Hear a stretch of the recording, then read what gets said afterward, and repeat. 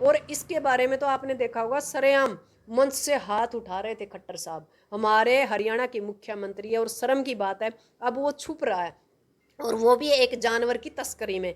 नहीं, एक बात नहीं समझ में आप लोगों को पता है, जितने भी उल्टे सुल्टे काम होंगे या जितना गलत आदमी होगा वो बीजेपी में होगा। सही आदमी बीजेपी में रुक नहीं करता, क्योंकि इनके पास सीआईडी है, इनके पास ईडी है।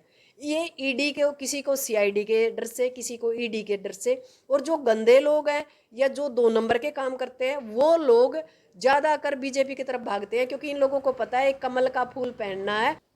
राम राम दोस्तों, हरियाणा प्रगति यूट्यूब चैनल में आप सभी का स्वागत है। दोस्तों, कई दिनों से सोशल मीडिया पर एक खबर चली हुई है, अलिवेश यादव जो कि पुलिस के डर से अपने आप को बचा रहा है। बताया जाता है कि अलिवेश यादव पर तस्करी के केस लगे हुए हैं। तो हमारे साथ किसान नेत्री डॉक्टर सिक्किम जी मौजूद है। और एक बात और हम आपको बता दें कि खट्टर सरकार अलिवेश यादव को बहुत ही ज़्यादा सपोर्ट करती थी। तो हमारे साथ किसान नेत्री डॉक्टर सिक्किम है। इस मुद्दे पर किसान नेत्री डॉक्टर सिक्किम के क्या विचार है, हम उनके विचार आप तक पहुंचाने का काम करेंगे। नमस्कार जी। नमस्कार जी। तो मैम, एक मुद्दा चला हुआ है एलिवेश यादव का, तो उसके ऊपर आपका क्या विचार है, जो कि खट्टर सरकार एलिवेश यादव को बहुत ज़्यादा सपोर्ट करती है और वो सांपों की तस्करी में अब उसके ऊपर केस चला हुआ है। सबसे बड़ी बात है कि देखो, इस दुनिया के अंदर हर जानवर है, इंसान है या कोई अन्य चीज़ है, जिसको प्रकृति ने जन्म दिया है उसको जीने का, उसको आज़ाद रहने का अधिकार दिया है। और रह गई खट्टर सरकार की, आप लोगों को पता है कितने ही क्राइम करें, कितना ही भ्रष्टाचार करें, कितने ही रेपिस्ट लोगों ने, जिसने अपने गले में ये जो कमल है ना, जो गंदगी में खिलता है, जिसने ये पहन लिया वो कुछ भी करे, मतलब जिसने कमल पहन लिया उसको सर्टिफिकेट मिल गया, वो कुछ भी कर सकता है और पवित्र है। और सबसे बड़ी बात है कि खट्टर सरकार का तो आप लोगों को पता है, जितने भी उल्टे सुल्टे काम होंगे या जितना गलत आदमी होगा वो बीजेपी में होगा। सही आदमी बीजेपी में रुक नहीं करता, क्योंकि इनके पास सीआईडी है, इनके पास ईडी है। ये ईडी के किसी को सीआईडी के डर से, किसी को ईडी के डर से, और जो गंदे लोग हैं या जो 2 नंबर के काम करते हैं वो लोग ज्यादा कर बीजेपी की तरफ भागते हैं, क्योंकि इन लोगों को पता है कमल का फूल पहनना है। और इसके बारे में तो आपने देखा होगा, सरेआम मंच से हाथ उठा रहे थे खट्टर साहब, हमारे हरियाणा के मुख्यमंत्री है, और शर्म की बात है अब वो छुप रहा है, और वो भी एक जानवर की तस्करी में। नहीं, एक बात नहीं समझ में आ रही, सांप को सांप काट रहा है, यानी सांप को सांप काट रहा है अलविस।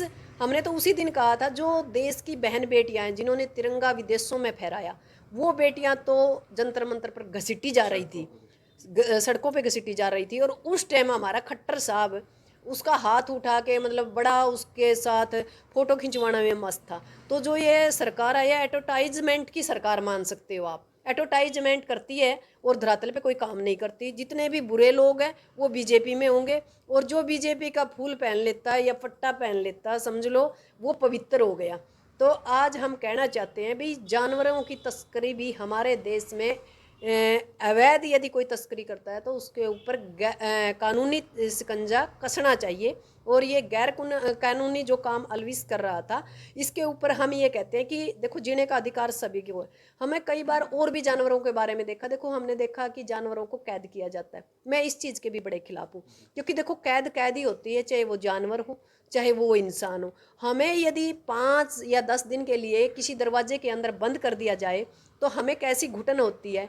कई हाथियों को बांध दिया जाता है, कई बंदरों को बांध दिया जाता है, कई बार बंदरों को बंधक बना के उनको लगातार टॉर्चर किया जाता है, वो काम करने के लिए उनको सिखाया जाता है।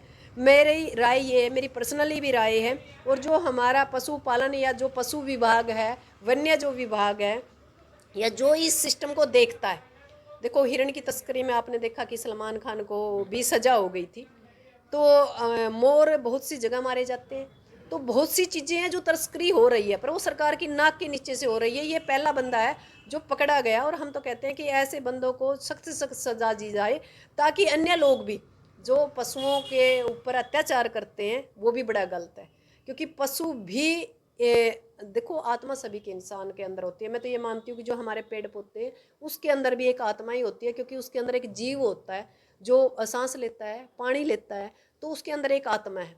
तो इसके ऊपर यही बात है कि अलविस को ज़्यादा से ज़्यादा मतलब जल्दी से जल्दी पुलिस पकड़े और इसके ऊपर कानूनी कार्रवाई की जाए। और जो हमारे पशु पक्षियों के लिए जो कानून बनाए गए हैं उनको थोड़ा सा और सख्त किया जाए। और जो भी इंसान या कोई भी इस मामले में आता है तो उसके ऊपर सख्त कार्रवाई की जाए, ताकि अन्य लोगों के अंदर भी डर हो, भय हो।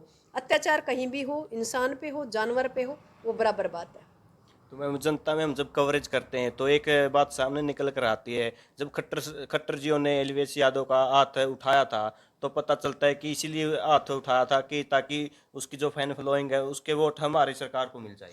अरे फैन फॉलोइंग तो किसी की भी हो, पर इस सरकार को हम बता देना चाहते हैं, अलविस का हाथ उठाए या कंस का हाथ उठाए, कुछ आनी जानी होनी नहीं। हरियाणा के अंदर तो खट्टर सरकार जा चुकी है, ये बात खट्टर सरकार सोच ले अच्छी तरह। क्योंकि जो लगातार 13 महीने आंदोलन हुआ है और जो लगातार मुद्दों के ऊपर सरकार से लोग लड़ रहे हैं, हमारे देश में रोजगार नहीं है। और जो जींद है, जींद के अंदर सबसे ज़्यादा बेरोजगारी में हरियाणा नंबर 1 है पूरे भारत में, और जींद नंबर 1 है हरियाणा में। और 5 लाख लोगों ने रोजगार कार्यालय के अंदर अप्लीकेशन दी है, हम बेरोजगार हैं। शर्म की बात है खट्टर साहब, आप कहाँ सो रहे हो? आप अलविस को प्रमोट करने में बिजी हो और फिर खट्टर साहब से क्या उम्मीद कर सकते हो? तो बेरी का अमरूद लगा दे। बिल्कुल सही। ठीक है ना। वो तो ये भी कह सकता है कि जेल के अंदर जाओगे तो भी नेता बन के आओगे। फिर कहता है कि हमारे पास तो सुरक्षा करने के लिए पुलिस ही नहीं है। तो ये तो खट्टर साहब है, इसके अजूल फजूल बयान। एक वो 12वीं के बाद इंटर कर रहे थे, वो भी शर्म की बात है। ये तो ऐसा काम हो गया मेरे पास 13वीं करने वाला।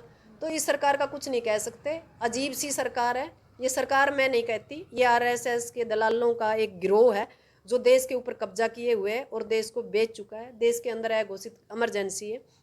हम तो ये कहते हैं कि आम जनता से रिक्वेस्ट और हाथ जोड़ के विनती है, आप अब की बार पार्टियों को प्रमोट मत कीजिए। किसी चेहरे को जो आपके इलाके पे काम कर रहा है, जिसमें आपको ये लगता है कि कुछ बदलेगा। अब की बार हमें खट्टर पट्टर या अट बट को वोट देने की जरूरत नहीं है। अब की बार जिसके अंदर लक्ष्मीबाई और भगत सिंह, राजगुरु, सुखदेव की छवि कहीं नजर आए, उन लोगों को वोटिंग कीजिए, ताकि वो इस देश की व्यवस्था को बदल सके। क्योंकि अघोषित इमरजेंसी चल रही है, आर्थिक लड़ाई कुछ लोग लड़ रहे हैं, चंद लोग, जैसे आज़ादी की लड़ाई लड़ी गई थी।